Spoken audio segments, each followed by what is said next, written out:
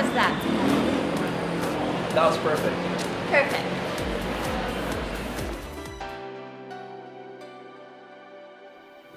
Hey everybody, I am Anton Rojas and this is Down the Line. So as we all know, my partner Denise Lazaro is currently in Japan on vacation. She's having the time of her life in Disneyland. Kaya naman, I decided to invite one of our most loyal viewers of the show to join me for today's episode.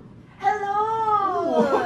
Thank you so much, Anton, for inviting me. Lau, it's to the you! Show. I know, I'm such an avid fan, and just by tuning in to sports.abs-CBN.com, you're able to select me as a host, and I'm so happy to be here. Guys, it's Laura Liman!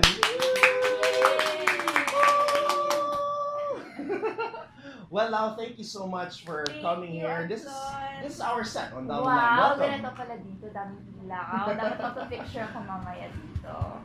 Pinicture na kita ilang beses kanina. Pero Lau, we have a great show for all the volleyball fans watching right now. So why don't we get it started? That's right. Let's go to our starting six.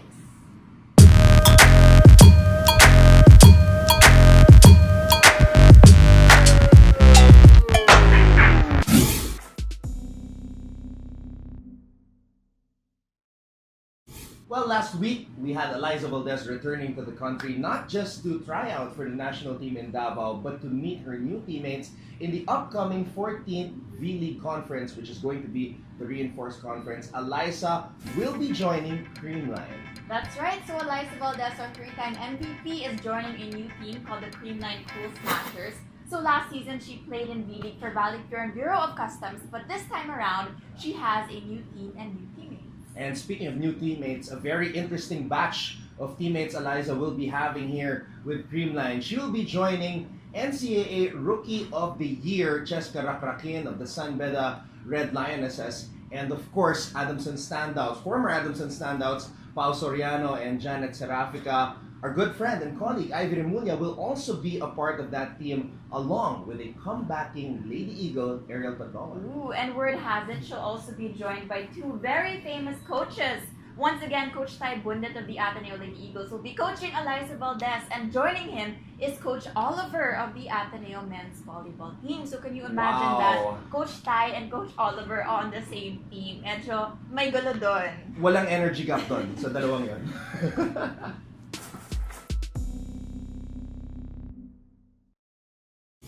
Kapamilya, last Saturday, we saw the opening of the 2017 PSL Invitational Conference. And this season, there will be 6 teams going head-to-head, and word has it, there's even a special guest team who's coming all the way from Japan. Now, they'll be making an appearance come semifinals, but for sure, it will level up the intensity of volleyball here in the Philippines. Now, of course, let's talk about the results of opening day in the PSL.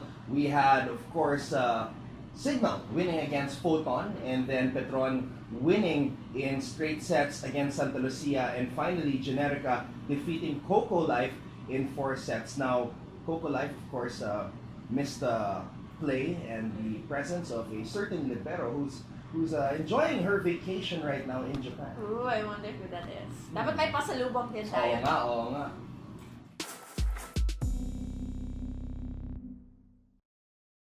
So Lau, last Saturday, we had the highly anticipated first-round matchup in UAP Season 79 sa pagitan ng Ateneo at LaSalle. And to the surprise of many, nanalo ang Ateneo kontra sa defending champions 26-24, 26-24, 21-25, and finally in 4th set, 25-17.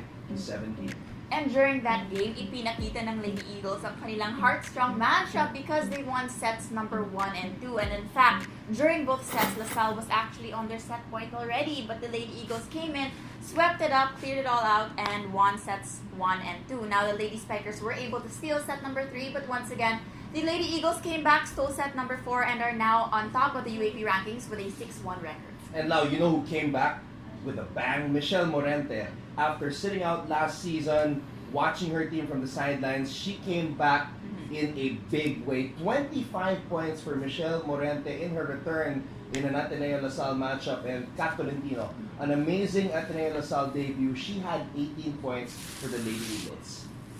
Really showing that heart-strong attitude.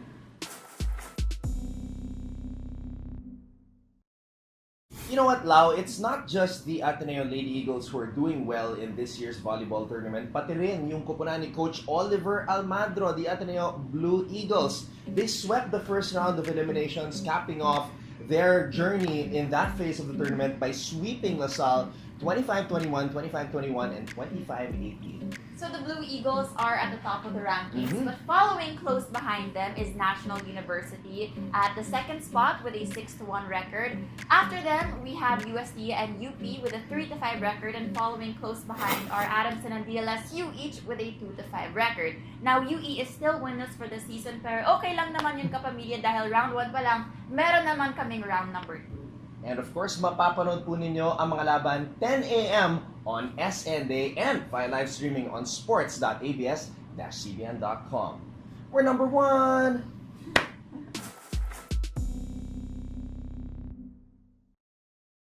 Alright, Lau, so we talked about the men's division. We did a recap on that side. Ngayon naman, pag-usapan natin ang women's side. Number 1 at the end of the first round, ang Ateneo Lady Eagles with a 6-1 win-loss record. They only lost to the NU Lady Bulldogs so far. And right behind them, the defending champions, De La Salle University at 5-2. And the rest of the UAP schools are not at all far behind. We actually have 4 teams tied at number 3 with a 4-3 record. Ooh. That's NU, UP, USD, and FEU. Grabe. The UE Lady Red Warriors are at 1-6, and although Adamson is winless, they were able to steal a set over UE. I can't wait to get the second round started.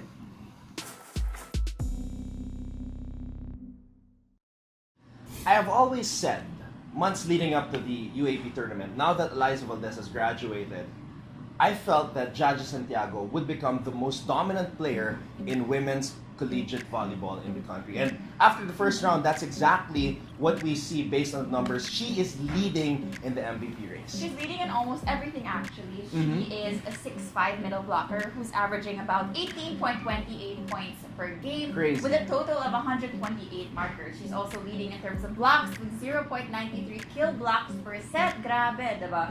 As in, leading talaga si Jaja sa lahat. Even in service aces, she's number 4 and she's second in attack efficiency. So parang halos lahat ng categories nandun pa si Jaja. Ibang klase talaga ang pinapakita ni Jaja Santiago this year. So, that is our starting 6. Sa aming pagbabalik, we will meet our player of the week right here on Down the Line.